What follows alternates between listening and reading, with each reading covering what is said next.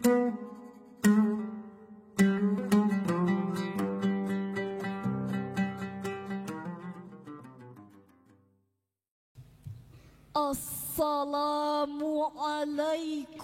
warahmatullahi wabarakatuh. Alhamdulillahi wahda, wassalatu wassalamu ala man la nabiyya ba'da, wa ala alihi wa sahbihi wa mawalah, amma ba'd. Dewan Hakim yang arif dan bijaksana, hadirin sebangsa dan setanah air yang kami banggakan. Teknologi yang semakin canggih membawa dampak luas di semua belahan bumi, tak terkecuali Indonesia. Ia laksana pisau bermata dua, bisa memberikan nilai positif dan negatif, tergantung siapa yang memanfaatkannya.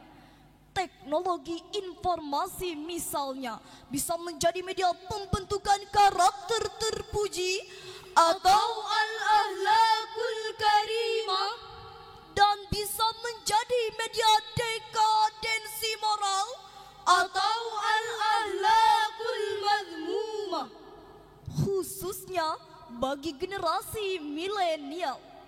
Berita tentang seks bebas dan kematian akibat miras dan narkoba di kalangan generasi muda hampir setiap hari memenuhi halaman media sosial. Baru-baru ini dunia pendidikan dikagetkan dengan ulas seorang pelajar SMA di Jawa Tengah menikam gurunya yang seharusnya dihormati.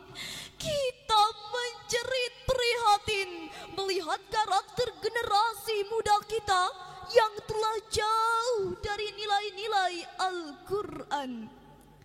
Oleh karena itu, pada kesempatan yang penuh ukhuwah ini, kami akan menyampaikan syarahan Al-Quran yang berjudul Penguatan Pendidikan Karakter Menuju Jati Diri Bangsa. Sebagai landasan awal, marilah kita dengarkan lantunan ayat suci Al-Quran Surah Shad ayat 29 sebagai berikut.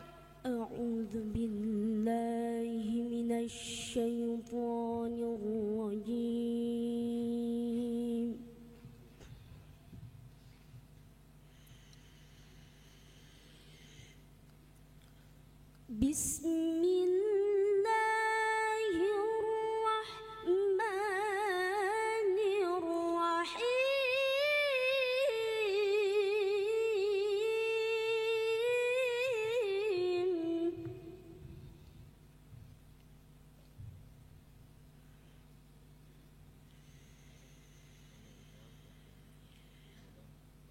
Kitabun anzalnahu ilaika mubarakun liyadabbaru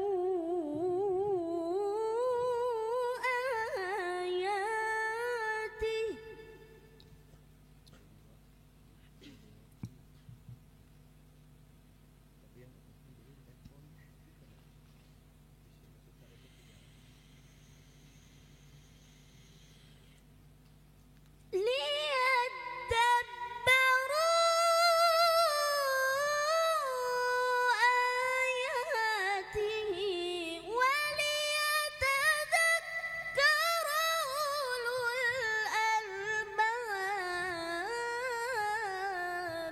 Aku berlindung kepada Allah dari godaan setan yang terkutuk.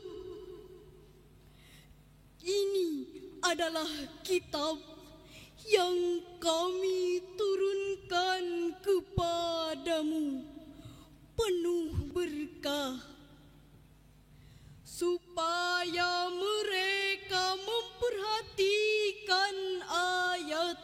rakyatnya. Dan supaya orang-orang yang berpikir cerdas mendapat pelajaran. Hadirin rahimakumullah, Syekh Jalaluddin Al-Mahalli dan Syekh Jalaluddin Al-Suyuti dalam tafsir Al-Jalalain menjelaskan bahwa kata liyada baru dalam ayat ini mengandung perintah untuk mendalami nilai-nilai yang terkandung dalam Al-Quran. Dari situlah pedoman dan pelajaran berharga kita peroleh, lalu kita jadikan pegangan. Itulah generasi ulul albab, generasi yang cerdas intelektualnya sekaligus cerdas spiritualnya. Hadirin yang berbahagia, pesatnya perkembangan teknologi telah membawa perubahan terhadap karakter dan gaya hidup setiap orang, lebih-lebih generasi muda. Kita tidak akan bisa menghentikan laju internet bumi, maka sebagai konsekuensinya kita harus meningkatkan fondasi keimanan dan filter yang kuat untuk menyaring derasnya arus budaya asing. Hadirin, sekuat apapun angin kencang tak akan dapat menumbangkan pohon yang memiliki akar penghunjung ke bumi. Sayyidina Ali karramallahu wajhah berkata, angin kencang yang menerpa bukanlah untuk menggoyang pohon, melainkan untuk menguji sejauh mana kekuatan akarnya.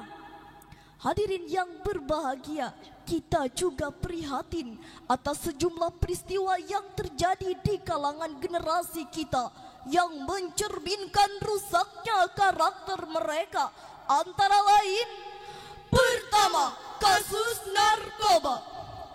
Lagi-lagi kita dikagetkan dengan berita yang dilansir oleh Kompas Media, BNN bersama Badan Riset Inovasi Nasional, bahwa mereka menemukan angka penyalahgunaan narkotika di kalangan pelajar dan mahasiswa meningkat. Walaupun peningkatannya kecil hadirin, itu cukup signifikan jika dibandingkan dengan jumlah pelajar dan mahasiswa yang ada.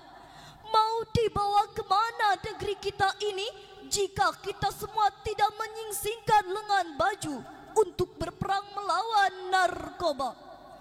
Kedua, kasus kekerasan seksual. Kementerian Pemberdayaan Perempuan dan Perlindungan Anak mencatat sebanyak 8.000 kasus kekerasan seksual yang terjadi dari mulai bulan Januari hingga November 2021. Hadirin, kami ulangi sekali lagi, 8.000 kasus, bukan 8 kasus. Negara kita ini kaya dengan para pakar berpendidikan tinggi di dalam berbagai disiplin ilmu, lulusan dalam maupun luar negeri, bahkan bergelar profesor. Tapi sayang, di antara mereka masih ada yang tak berkarakter. Mereka menggunakan kepintarannya untuk memproduksi berita bohong serta memprovokasi dan adu domba.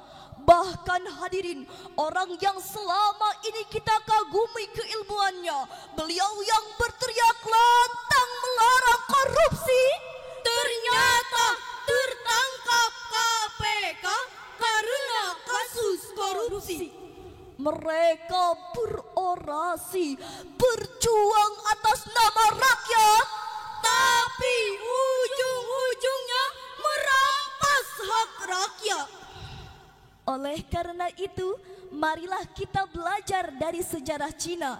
Siapa yang tidak kenal dengan tembok Cina? Salah satu situs keajaiban dunia yang sampai saat ini berdiri kokoh melewati banyak generasi zaman. Ketika Cina zaman kuno ingin hidup dalam kondisi aman, mereka membangun tembok Cinanya yang besar untuk melindungi negaranya. Memang tembok itu sangat kokoh sehingga dalam beberapa kali perang tak dapat ditembus musuh. Namun ternyata hadirin, sekian ratus tahun kemudian tembok itu berhasil ditembus musuh dengan cara menyogok penjaga temboknya. Cina di zaman itu disibukkan dengan pembangunan temboknya, tapi mereka lupa membangun karakter manusianya.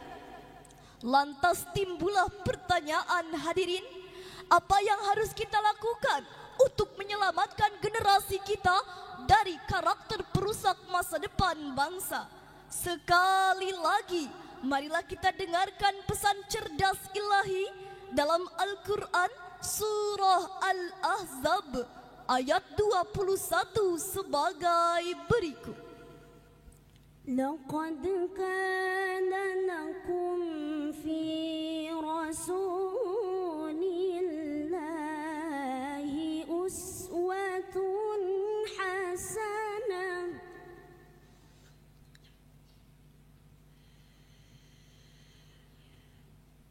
لمن كان يرجو الله واليوم الآخر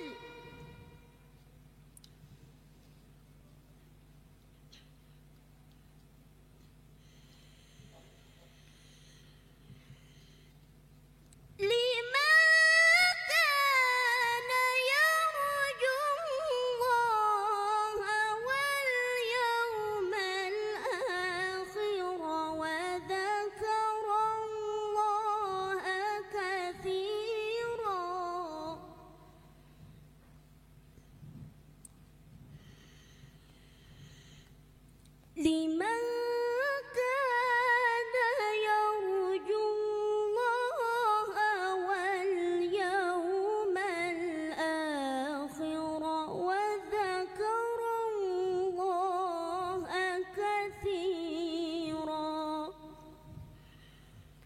صدق الله العظيم. Sungguh telah ada pada diri Rasulullah itu suri teladan yang baik bagimu, yaitu bagi orang yang mengharapkan rahmat Allah dan kedatangan hari kiamat, juga banyak mengingat Allah. Maha benar Allah dan Maha Agung dengan segala firman-Nya. Hadirin yang kami hormati, Profesor Dr. Muhammad Quraish Shihab dalam tafsir Al-Misbah menjelaskan Rasulullah adalah teladan yang baik bagi umat manusia. Beliau mengajarkan nilai-nilai karakter mulia meliputi akhlak kepada Allah, akhlak kepada sesama manusia, bahkan akhlak kepada alam semesta. Rasulullah sallallahu alaihi wasallam bersabda, Akmalul mu'minina imanan ahsanuhum khuluqa. Orang mukmin yang paling sempurna imannya adalah yang terbaik akhlaknya. Hadis riwayat At-Tirmizi. Oleh karena itu, pada kesempatan yang penuh ukhuwah ini, kami akan mengajak hadirin untuk menyampaikan salam rindu kepada Nabi Muhammad sallallahu alaihi wasallam, sang penerima wahyu Al-Quran. Assalamu alayka ya Rasulullah. Assalamu alayka ya Habibi, ya Nabi Allah, ya Rasulullah.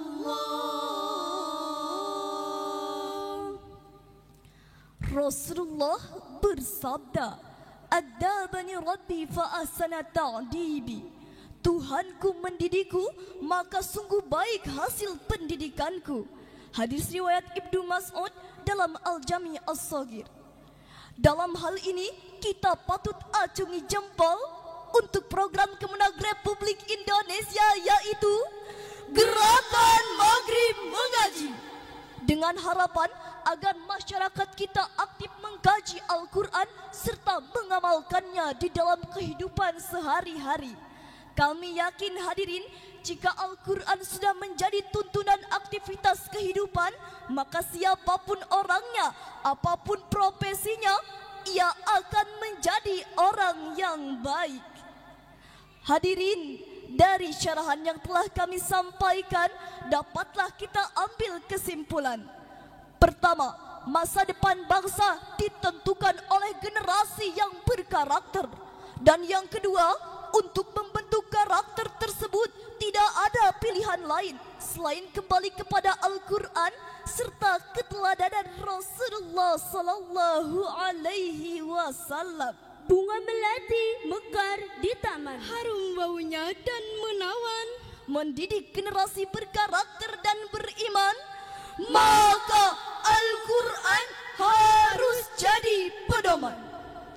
Cukup sekian syarahan yang dapat kami sampaikan. Mohon maaf atas segala kekurangan dan kesalahan. Wallahul muwaffiq ila aqwamit thariq. Wassalamu alaikum warahmatullahi wabarakatuh.